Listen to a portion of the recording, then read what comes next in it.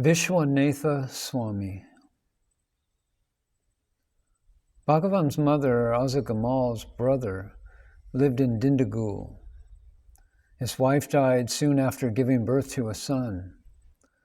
Bhagavan's parents brought the orphan child, Ramaswamy, to their home and raised him with much affection and care.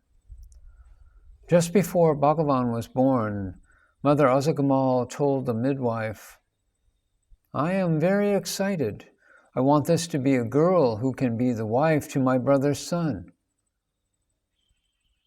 That night in Tiruchuzi, when Bhagavan was born, the blind midwife shouted, "Azagu, it is a boy. Be happy. I saw a brilliant light. Azagu, rejoice." Azagamal was disappointed that it was not a girl, and in her disappointment she overlooked this remarkable incident of the blind midwife seeing a brilliant light. In his later years, Ramaswamy became a lawyer known for his upright character. He was also a strict disciplinarian who was held in high regard because of his service to society.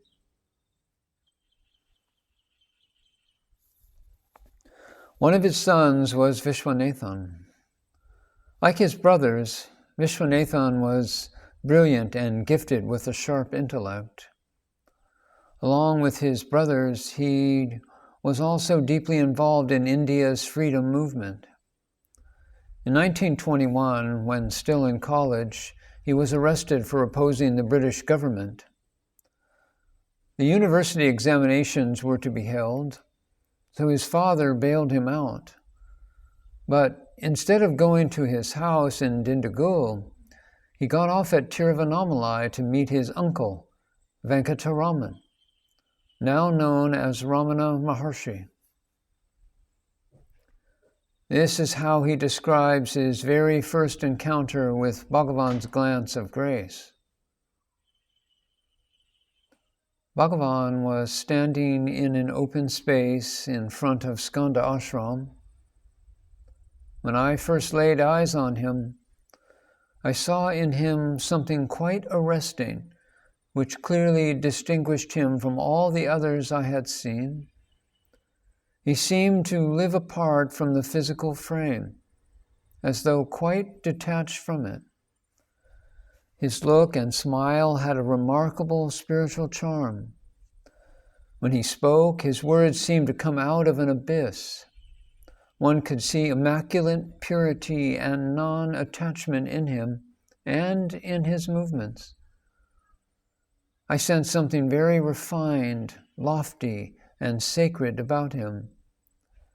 In his vicinity, the mind's distractions were overpowered by an austere and potent calm.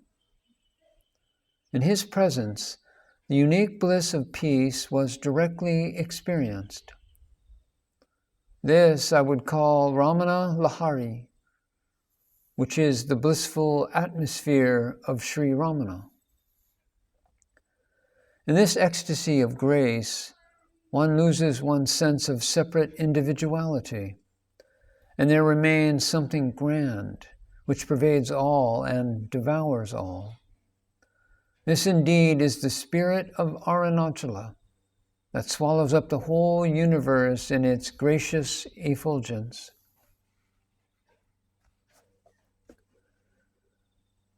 It is no wonder that after this experience of ecstasy, Vishwanathan stayed on for a few days. Bhagavan's mother, Azagamal, and Bhagavan's brother, Chinnaswamy, were also present. They knew Vishwanathan from his childhood days and were aware that he was a Sanskrit scholar, even at that tender age. So they asked him to recite some holy Sanskrit verses. When the recitation was over, Bhagavan slowly turned his attention to Vishwanathan and said, "You have learned all this. This was not so in my case. Before I came here, I knew nothing. I learned not a thing. Some mysterious power took possession of me and induced a thorough transformation. Whoever knew then that this would happen to me? Your father, who intended in his boyhood to go to the Himalayas to perform tapas, became the head of a large family. And I, who knew nothing, have been drawn and kept here for good. When I left home in my 17th year, I was like a speck swept away by a tremendous flood. I knew neither my body nor the world, whether it was day or night. It was difficult to even open my eyes. My eyelids seemed to be glued down. My body became a mere skeleton. Visitors pitied my plight because they were not aware of how blissful I was. It was only years later, when I happened to look into some of the books on Vedanta which were brought to me, that I came across the term Brahman. I was amused and asked myself, is this experience known as Brahman?